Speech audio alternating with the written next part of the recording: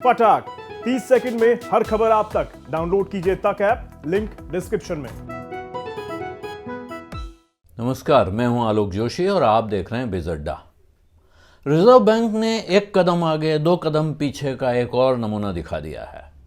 Reserve bank ने credit card, debit card payments पर tokenization का जो नियम 1 जनवरी से लागू होने वाला था उसको 6 महीने के लिए बढ़ा दिया है।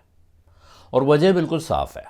वजह यह है कि जो लोग इस काम में लगे हुए थे, जो ऑनलाइन साइट्स हैं, ई कॉमर्स वाली साइट्स हैं, पेमेंट गेटवेज हैं, पेमेंट एग्रीगेटर्स हैं, इनकी तरफ से यानी एक तरह से इस पूरे कारोबार की तरफ से, इंडस्ट्री की तरफ से दबाव बन रहा था कि रिजर्व बैंक को ये नियम लागू करने की तारीख आगे बढ़ानी चाहिए। वो तो दरअसल ये चाहते हैं कि ये नियम लागू ही ना हो। सच बात ये है, हालांकि वो ये कहेंगे नहीं। तो वो ये कहते हैं कि इन नियमों को लागू करना बड़ा मुश्किल काम है, इसके लिए हमें बड़ा भारी इंफ्रास्ट्रक्चर में फेरबदल करना है और इसलिए इसकी तारीख बढ़नी चाहिए। भारत के सबसे तेज़ तर्रार उद्योग संगठन CII ने भी उनकी तरफ से बैटिंग की थी और आज ही उसका बयान आया कि अगर ये नियम लागू हो जाते हैं तो जो भारत का ऑनलाइन कारोबार है इसमें 20 से 40% आमदनी में गिरावट आ सकती है। यानी 20 से 40% का कारोबार बंद हो सकता है, रुक सकता है। क्यों रुक सकता है समझिए। क्या है टोकनाइजेशन का नियम, यह समझना जरूरी है आपके लिए। रिजर्व बैंक ऑफ इंडिया ने कहा था कि जो भी लोग क्रेडिट कार्ड, डेबिट कार्ड के जरिए खरीदारी करते हैं उनकी जानकारी, और ये आपको सबको अनुभव होगा, उनकी जानकारी इन मर्चेंट्स के साइट्स पर या जो ई कॉमर्स गेटवेज हैं जिनके ज़रिए हम लोग ख़रीदारी करते हैं, अमेज़ॉन है, फ्लिपकार्ट है, मिंत्रा है, नाइका है, इस तरह के जो गेटवेज हैं वहाँ आपकी जानकारी स्टोर रहती है। आपके कार्ड के डिटेल्स वहाँ होते हैं। आप जब अपना पेमेंट की तरफ जाते हैं तो आपको आपके 3-4 कार्ड्स दिखाता है कि इनमें से कौन से कार्ड से आप भुगतान करना चाहते हैं। जब आप उसे क्लिक करते हैं तो वहाँ कार्ड नंबर भी भरा हुआ होता है, उसकी एक्सपायरी डेट भी भरी हुई होती है। वहाँ आपको सिर्फ CVV लिखना होता है, वो जो एक पिन नंबर होता है जो कार्ड के पीछे लिखा होता है 3 डिजिट का, उससे वो आपका ट्रांजैक्शन पूरा होता है। हालांकि अब रिजर्व बैंक ये व्यवस्था कर चुका है पहले कि आप उस ट्रांजैक्शन को पूरा करने के लिए अगर एक निश्चित सीमा के ऊपर का वो ट्रांजैक्शन है तो आपके मोबाइल पर या आपके ईमेल पर एक OTP नंबर आता है, 1 टाइम पासवर्ड, उसको आप भरते हैं तब जाके वो ट्रांजैक्शन सिरे चढ़ता है। लेकिन बहुत सारे ऐसे ट्रांजैक्शन हैं, आप किसी साइट पे बार बार जाते हैं। कुछ ऐसे ट्रांजैक्शन हैं जो हर महीने होते हैं, उन पर पहले भी ये आपको ध्यान होगा, कुछ महीने पहले उस पर काफ़ी बवाल हुआ था कि इस तरह के ट्रांजैक्शंस हो नहीं रहे हैं क्योंकि रिजर्व बैंक ने कुछ नियम में बदलाव किया है। आप जैसे कि अपना बिल भरते हैं DTH का, या आप नेटफ्लिक्स के सब्सक्राइबर हैं तो उसमें आपकी जानकारी भरी हुई है। इसी तरह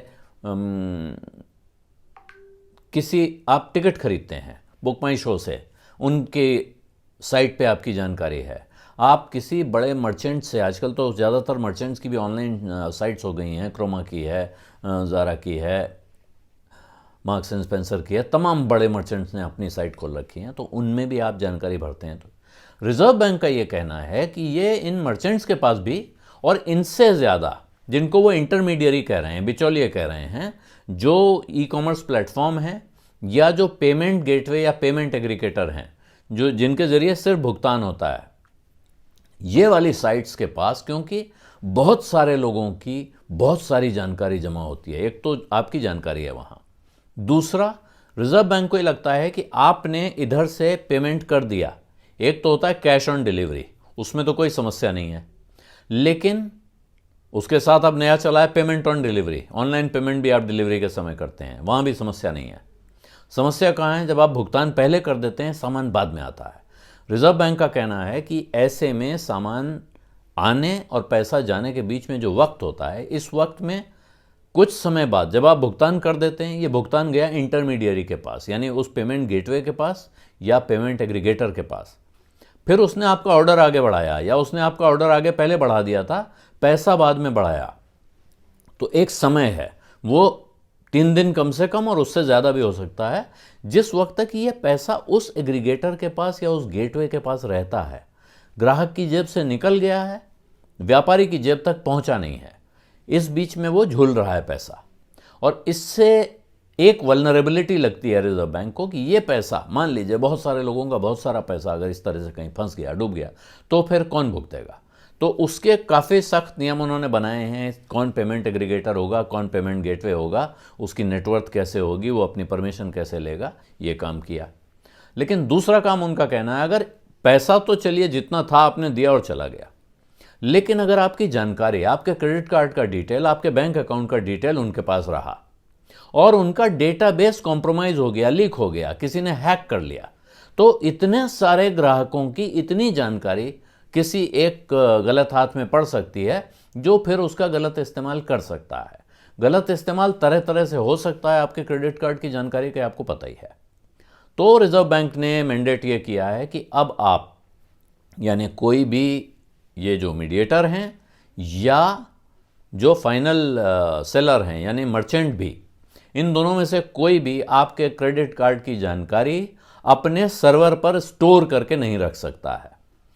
अब क्या होगा, अब आपके लिए मुसीबत हुई कि आपको अगर बार बार, आप भी सोचते थे हर बार क्यों भरूं, मुझे बार बार यहाँ से सामान खरीदना होता है, बहुत आसान है, हमने अपना कार्ड सेलेक्ट किया, वहाँ डिटेल भरा हुआ है पहले से, हमने उसमें CVV डाला, OTP मंगाया, दिया, तो मुझे कोई रिस्क भी नहीं दिखता इसमें।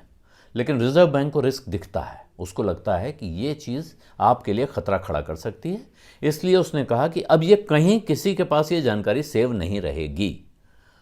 अब सवाल उठता है, बहुत सारे हमारे जैसे लोगों की ज़िंदगी मुश्किल कर रहा है क्या रिजर्व बैंक। उसने कहा नहीं, ऐसा नहीं होगा, मैं ज़िंदगी आपकी और आसान कर रहा हूँ।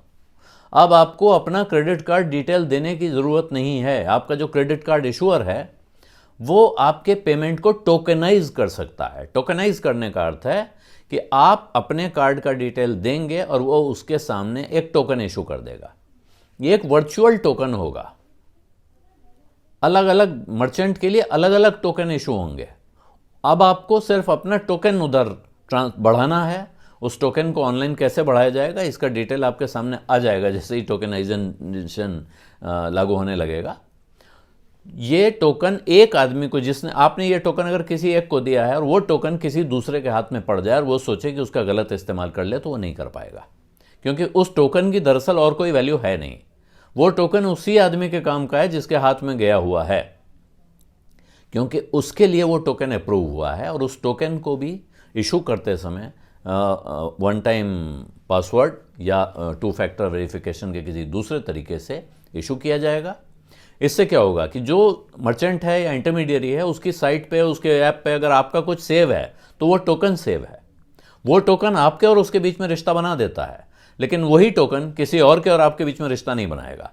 आपको किसी और को भुगतान करना है तो वहाँ के लिए आपका इशूअर आपको कोई दूसरा टोकन इशू करेगा या एक दूसरा टोकन नंबर होगा। ये ग्राहकों की सुरक्षा के लिए रिजर्व बैंक ये कदम उठा रहा था और काफ़ी समय से उठा रहा था। ऐसा नहीं है कि अचानक पिछले महीने वो जागा था।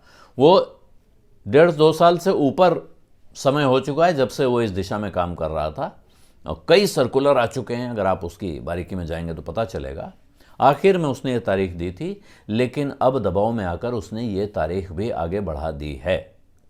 सवाल यह है कि क्या 6 महीने में इंडस्ट्री अपनी तैयारी कर लेगी, वो टोकन इशू करने के लिए तैयार हो जाएगी, या जैसा तमाम मामलों में हुआ है, जो इंडस्ट्री लॉबीज होती हैं, दबाव डालती हैं, प्रेशर डालती हैं और वो सरकार पर, रेगुलेटर्स पर अपनी बात मनवाने में कामयाब हो जाती हैं, 6 महीने बाद फिर हमको ये किस्सा सुनने को मिलेगा। ये बात आज करने की ज़रूरत इसलिए पड़ रही है कि आप भी इसका ध्यान दें, इसके बारे में और पढ़ाई लिखाई करें, अपने कार्ड इशूअर से पूछें कि भाई आपके यहाँ से टोकन कब से इशू होने लगेंगे। जिससे आप खरीदारी करते हैं उससे पूछें कि आप टोकन कब लेने लगोगे। रिजर्व बैंक ने यह भी कहा है कि साहब ये जो पाबंदी है हम इंटरमीडियरीज पर और मर्चेंट्स पर लगा रहे हैं, ग्राहक पर कोई पाबंदी नहीं है। ग्राहक पर यह पाबंदी नहीं है कि वो टोकन इशू करवाए ही करवाए। वो चाहे तो बिना टोकन के अपनी ज़िंदगी जी सकता है। हर बार उसको अपना कार्ड का डिटेल नए सिरे से भरना पड़ेगा। जब भी वो कोई ख़रीदारी करेगा उसका कार्ड डिटेल कहीं सेव नहीं रहेगा। इतनी अगर आप मशक्क़त करना चाहते हैं तो कोई दिक्कत नहीं है। अगर आप करना नहीं चाहते हैं तो कम से कम इस बात के लिए तैयार होइए, अपनी तरफ से दबाव भी बनाइए कि अब इस बार ये लिमिट बढ़ गई तो बढ़ गई, 6 महीने बाद इसके फिर बढ़ने की नौबत ना आए और हमारी और आपकी ज़िंदगी और हमारे आपके जो कार्ड डिटेल्स हैं वो कुछ और सुरक्षित हो सकें। बिज़ अड्डा में आज इतना ही। अब इजाज़त दीजिए। धन्यवाद। नमस्कार।